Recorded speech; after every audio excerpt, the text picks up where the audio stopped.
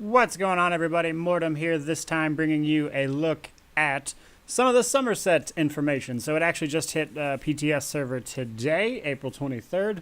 And while I am pretty excited about it, I'm a fan of the series, just like everybody else. So I'm kind of torn between covering some stuff and then waiting until the actual launch day to experience it with everyone else. That said, the main story, besides the first quest of it, is on NDA anyway. I can't show it to you even if I wanted to. So I decided a good medium for that for me would be to completely show off the new jewel crafting system.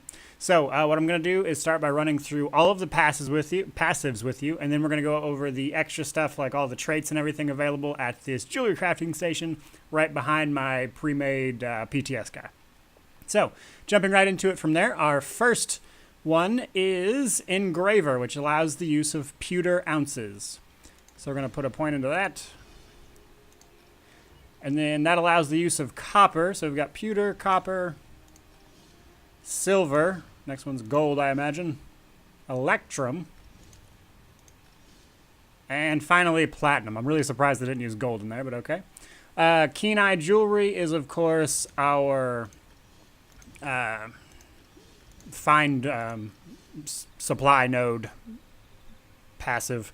So essentially that'll just make the nodes light up when you get closer, just like everyone else.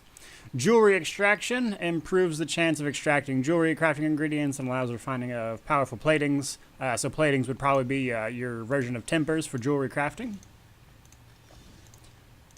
And we have Lapidary Research, which just reduces research times by a maximum of 25% and limits research time to 30 days. That's pretty cool. Platings Expertise increases the chance of improving platings. Okay, so platings are definitely our upgrade path with jewelry. So now that we have all of that, we can dive into the jewelry crafting station itself. So obviously there's only two kinds of jewelry in the game right now, the ring and the necklace. So we have our pewter ounces, which is our level 1, 4, 6, 8, 10, 12, 14, 16, 18, 20. I'm assuming all the way up to 24, actually. I figured it would go to 50. All right, so pewter goes all the way up to 24.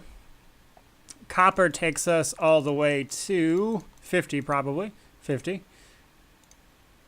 Silver goes all the way up to champion point 70. Electrum goes all the way up to champion point 140. And platinum is your champion point 150, 160 stuff. Now, moving down on here to traits, we have Arcane, which is increased maximum magicka. Healthy, which gives health. Robust, which gives maximum stamina. You can also see the new trait materials down here as well as I'm passing through them. Triune, which increases all three of those attributes by, it would seem, about half of what it would normally do. So instead of going full-blown stamina like I do on most of my stamina builds, I could pick Triune and get, Tri for about half the effectiveness. We have Infused, which increases enchantment effectiveness, just like all the other ones. Protective increases spell and physical resistance. That's nice. Swift increases movement speed. That's probably better for non-combat builds. Like you can look up builds and stuff for like how to be the best thief you can be and make a lot of money off of it. That would probably be good for that. Harmony increases damage, healing, resource restore, and damage shield strength of synergies you activate by 15%. And lastly, we have Bloodthirsty, which increases damage against enemies under 25% health by 12%. Not too shabby. So that's going to be it. I imagine necklace is exactly the same. Our improvement. So it looks like we have chromium plating. So this is just all the various types of plating. I don't think I have any base one that I can show you the rest, but I think you get the gist. Research, I imagine, works like everything else. And this does actually include furnishings. So these are all the ones that were available on the PTS. I don't know if there's more, but essentially, just like every other thing, you can make jewelry boxes and stuff like that. Furnishings apply to jewelry. So you can make scrimshaws. Looks like there's some figurines you can make. Some goblets. That's pretty cool.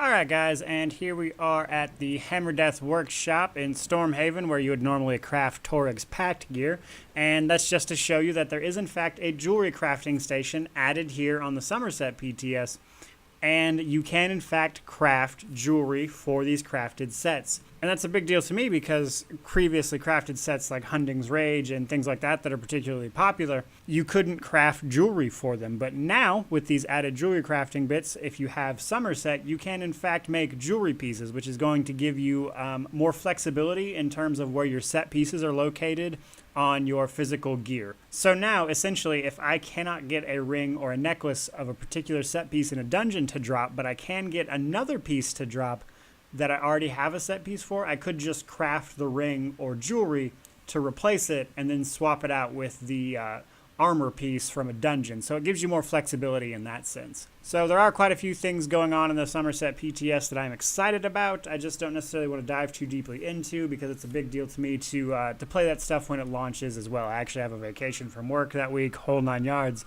It's going to be a good time, and essentially I just don't want to hinder that experience on myself for no reason. So there are a few other things like the Sigic Order skill line, the daily reward logins, things like that they're adding to the game that I think are pretty cool. I just don't feel like they warrant a full video. So I certainly hope you enjoyed this preview, guys. If you did, I absolutely hope you subscribe and hang out. But otherwise, have a great day.